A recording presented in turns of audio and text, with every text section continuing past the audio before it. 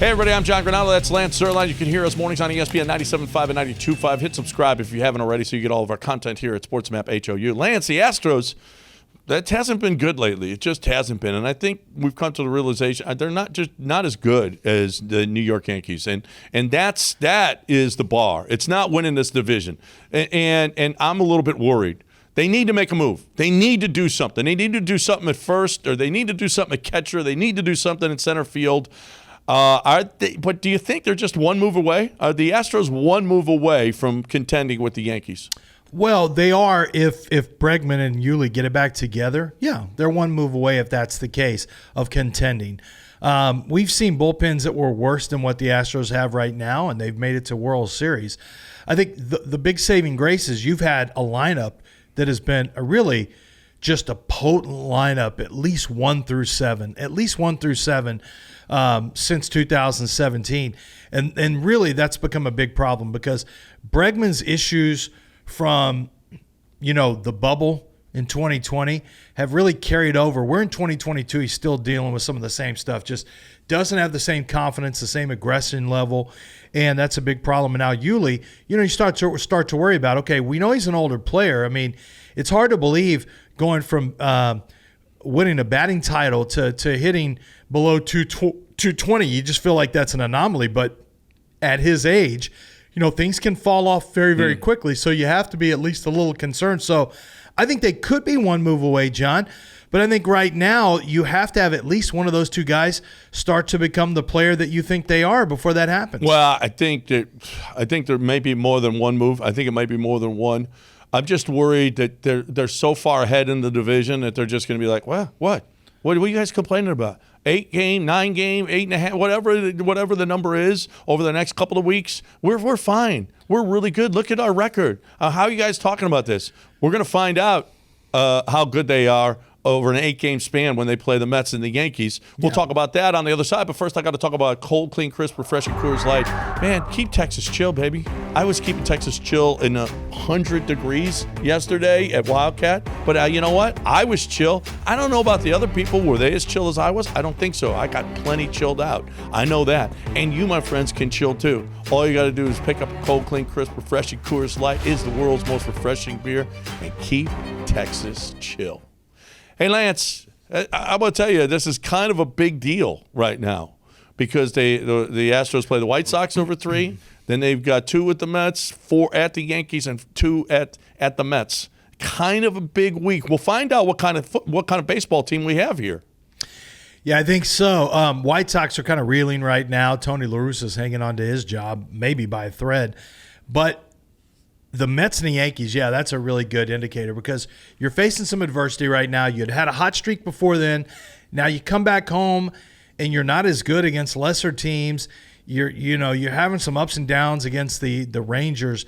And so how do you do against 2 of the top teams in baseball who wasn't that long ago? It was like Mets, Dodgers, Yankees, Astros, and that's it. Those are the hammers, and those are the teams that you got to go through.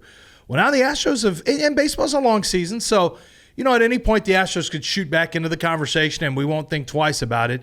But where we are right now is the Astros are not in a position to really make a lot of noise against the Yankees and Mets. They're going to be the underdog to win those series. So I think, the pitching has to really stand up and the clutch hitting has to – I understand. This is not going to be a team that knocks in, that has 12 and 13 hits in a game. Like, that's not who they're going to be. So they got to be clutch. They've got to be clutch, and we'll see if they can be clutch enough and if the pitching can hold up, not just starting pitching, but the bullpen, which had been really, really good, suddenly has some holes. It still is. It's still really, really good. Neris is going to – hopefully Neris gets his stuff back. Maton has really been struggling, but the bullpen is still plenty good. What I'm worried about over this 8-game stretch against the Mets and the Yankees is that they play really well because that could be fool's gold.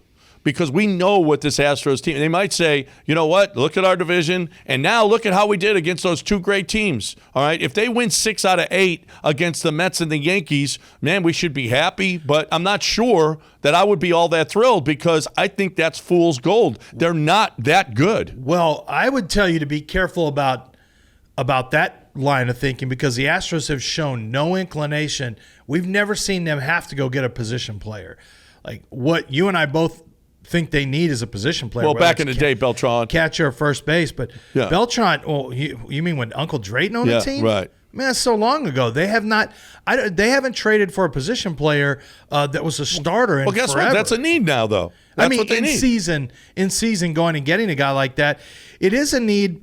But Click has not been just a wheeler and dealer. It's always, and even with Jim Crane, other than obviously the Cole move was before the season, but you did have the move with Zach Greinke, and you could argue whether or not you got what you thought you were going to out of Zach Greinke, but everything appears to be, since 2017, it's smallish moves, other than obviously the midseason, the post-Hurricane Verlander move. It's been Greinke and a bunch of smaller moves around that. I don't know that Click is going to go out there and fire his gun at a big-time first baseman or catcher. Well, change your ways then, because look at the Braves last. They got a whole new outfield, and they won the World Series. It's what they had to do, and that's what they needed to do. And you know what? If that's what the Astros have to do, then that's what they have to do. So put your big boy pants on and go out and get some hitting for this baseball team, because if you want to, this window is closing. And you know what? You got to take advantage while this window is open. So go get some hitting, Click. Well, I agree with you. The Astros do the Astros, and they do not vary.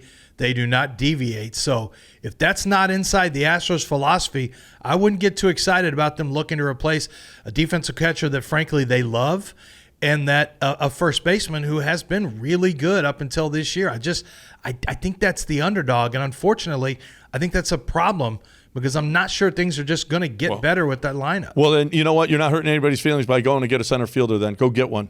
Because Jake Myers, we don't know how Jake Myers is coming back, and we certainly know that McCormick and Siri ain't the answer. Everyone's feeling's going to be okay if we get a center fielder? Yeah, everybody okay? We okay? We'll keep them late in the lineup, knowing we're not moving anyone from the batting order. We don't want to hurt anyone's feelings.